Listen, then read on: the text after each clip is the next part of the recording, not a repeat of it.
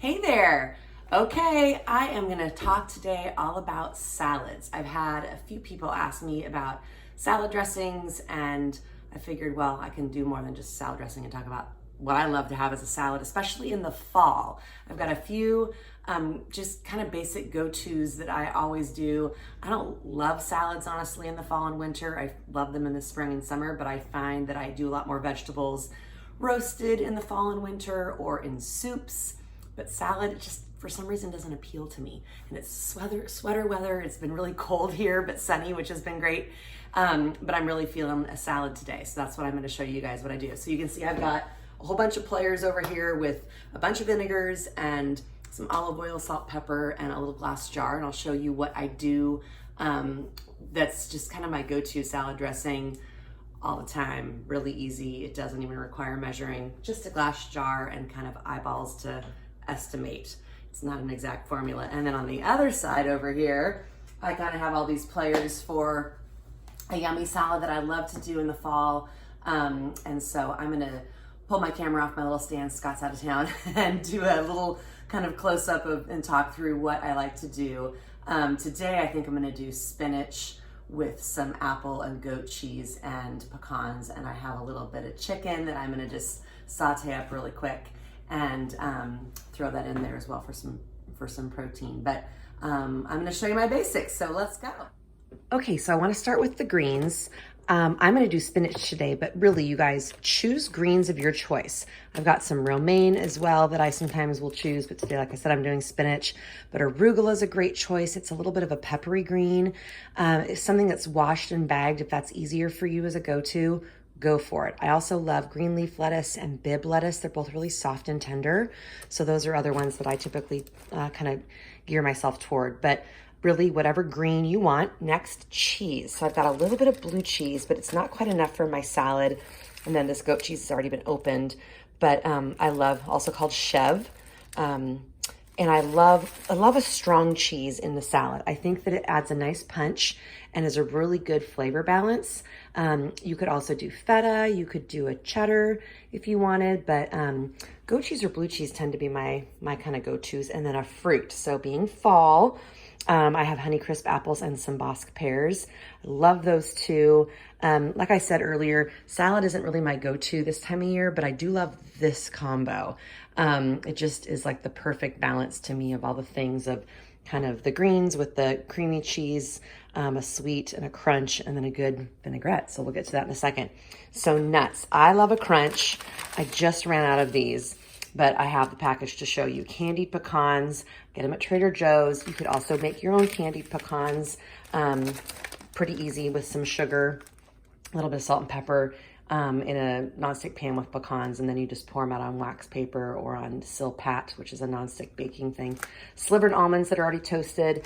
Kind of whatever makes it easy for you to assemble a salad, I say go for it. Now, vinaigrettes, let's talk about this. Glass jar is essential. As you measure, you'll be able to see what your portions are. The base for me always really is olive oil, salt, pepper, and I do a dab of the Dijon mustard.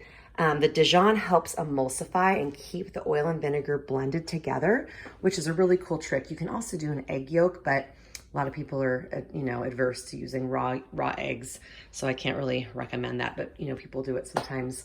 If the eggs are super fresh, that'll keep your dressing emulsified, but it's not required. If you're going to shake up your vinaigrette together, your oil and vinegar, and use it right away, it's not too big a deal. But I do love a little bit of zing with that mustard, so that's always a go-to. And then your vinegars. So let's talk vinegar. There's so many options.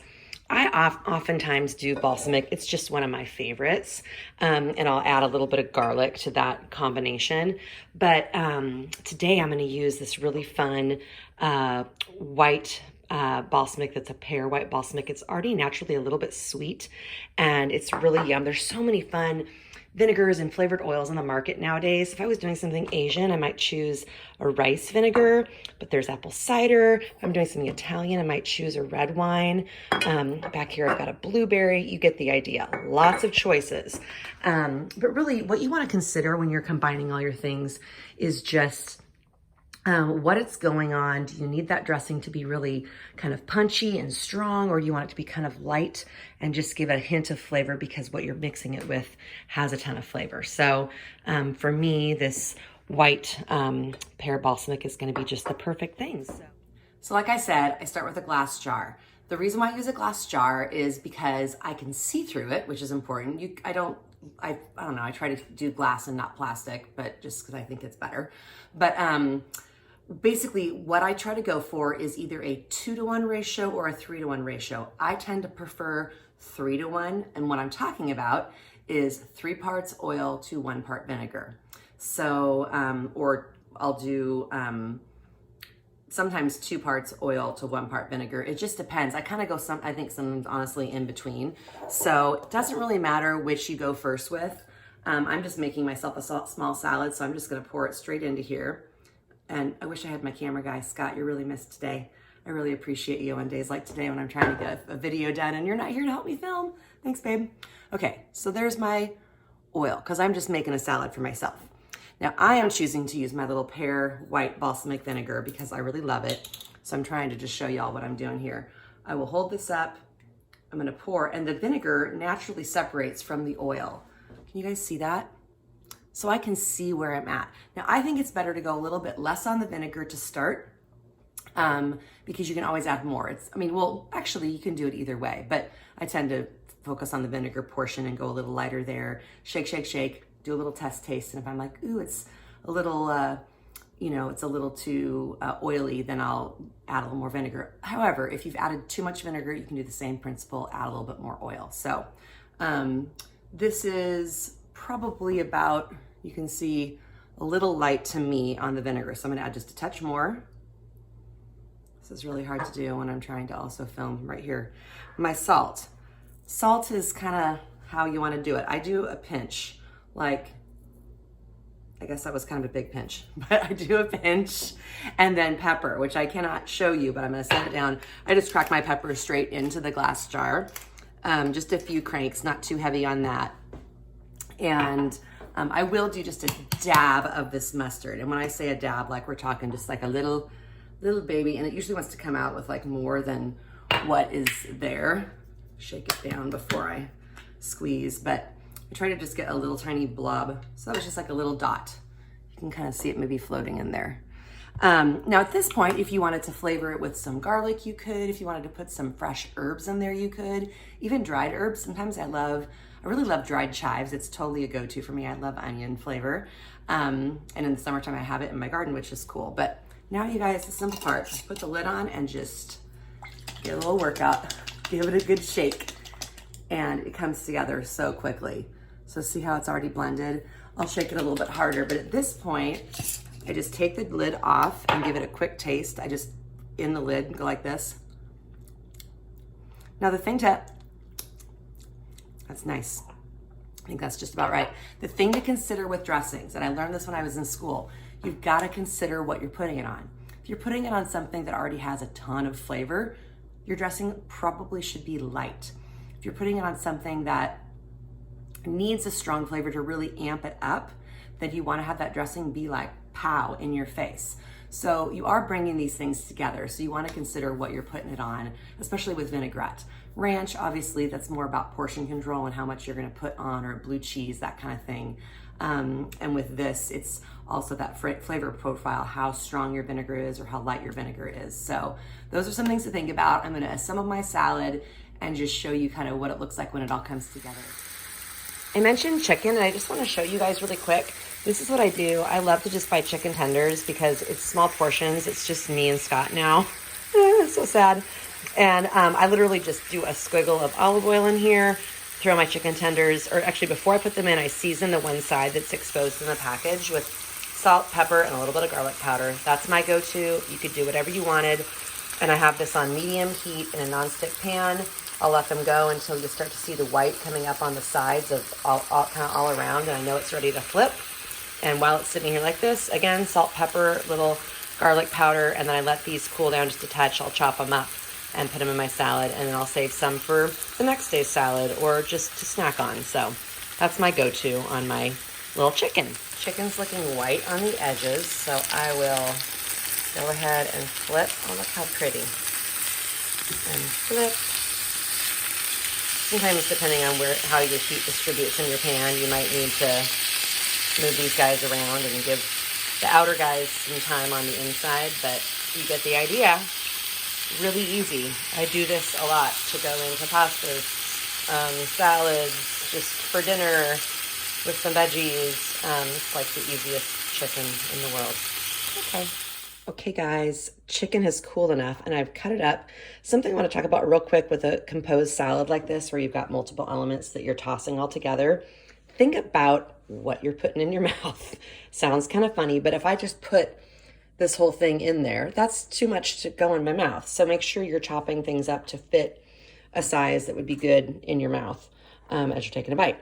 So same thing for apples. Like, I don't want my apples to be the long skinny slices because it's hard to sometimes get that, into your mouth and chew it up. So I'd like to chop my apples to be like big enough chunks where my fork can still grab it, but not so big that it's like you're just chewing and chewing and chewing and it's too much apple per bite. So those are little tiny tips and tricks that can really make a difference in having that delight of the bite, having that yummy bite where it's all the things, the creamy, the sweet, the salty, the crunchy, the sour, whatever.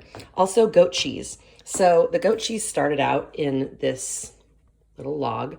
I just got my spoon in there, took a chunk, and then with my hands, I crumble it. I prefer goat cheese way more like this than pre-crumbled in a little plastic container. It just does not have nearly the same flavor. This is so superior, and your fingers get a little bit gooey, but honestly, you guys, you know what I do? I literally reach in here and I'll grab like a dry leaf and I just wipe my hands off on the leaf, and then of course can rinse them, but that way I'm not wasting any of that good goat cheese. Same thing with feta. Although feta, I think pre-crumbled tastes about the same as it does in a block. And blue cheese, it can go either way. Big chunks of blue cheese are kind of a pain to work with sometimes as well. But anyways, you get the idea. So I'm going to add my dressing right here in the jar. Still hanging out, still blended, thanks to that Dijon, and toss this bad boy up in time for tasting. Hey y'all, taste time. Salads are never easy for me, but you can see it's all beautifully together.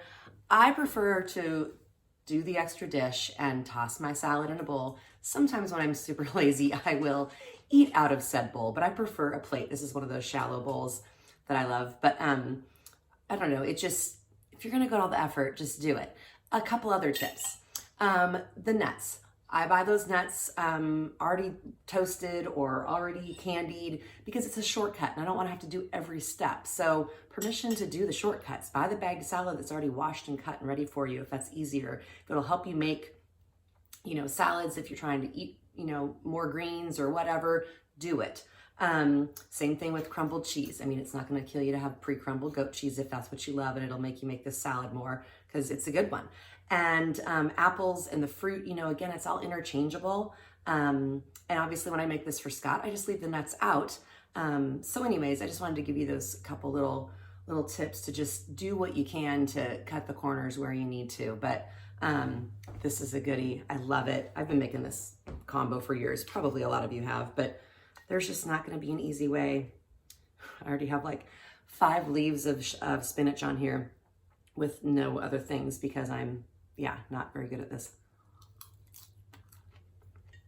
But I'm going back in for an apple and a piece of chicken and a pecan.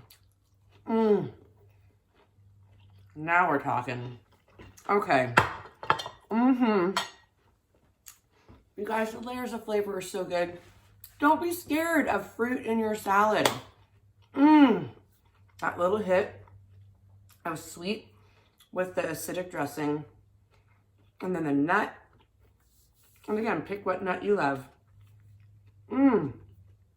Or you can do seeds. You can do pumpkin seeds. It's just nice to have a little crunch in there. And then the spinach is obviously super good for me. I already feel super strong. Popeye. So, salad 101 essentially for what I love to do. And obviously there's a million versions of salads that you can do. There's tons of different combos and varieties out there. If you have one that you love, I mean, sometimes I'll do dried fruit, cranberry, or dried cherry. That's another option if you don't have the fresh, or I'll do both. There's just so many endless ways, but kind of having different elements and then knowing a few things about how you put those things together the best with, size of chunks of things and thinking about in terms of like creamy and sweet and acidic and crunchy, all those things together can really make like a certain salad super good. Tucker's whining. He wants some chicken because it's still back there on the cutting board. All right. Delight of the bite. Subscribe, share, tell your friends. Thank you for watching. I got to meet some of my newfound fans at Belmont this last week. Hello to Bella and Maggie. Specifically, you girls are awesome. Thanks for watching and telling everybody about it. I hope your cheese gougères go well. So thanks so much for watching. Have a wonderful Halloween tomorrow. All right, take care.